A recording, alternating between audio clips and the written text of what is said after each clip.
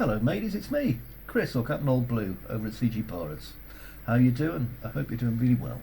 Okay, it's a beautiful day here, so don't forget to go out and get a bit of that fresh air if you have a garden. If you don't, open a window and just get some of that lovely fresh air in you, okay? But remember, don't go out unless you're supposed to go out. Okay, what I'm going to do now is I am going to look at some housekeeping again. Remember, we talked about housekeeping before, and it's important.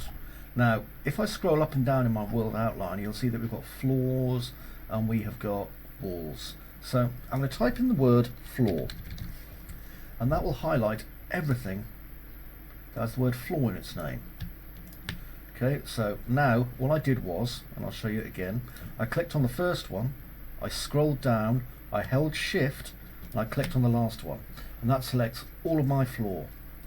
And now what I'm going to do is, just here in the corner where it says create a new folder containing the current actor selection, I'm clicking on that, and there it is there, new folder.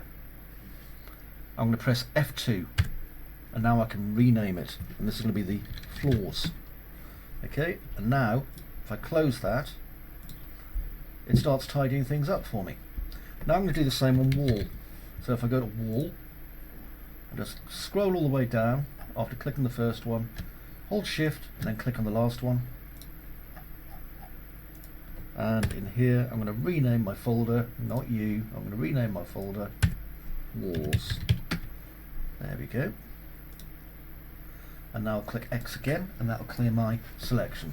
And the reason I do that is now if I want to select my floor or my walls or anything else, I can just right click, select immediate children, and it'll select all of the walls for me, so I don't have to worry about selecting them myself.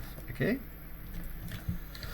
right then, that will do for our little bit of housekeeping, so I will see you in the next module, and don't forget to save. Bye bye for now.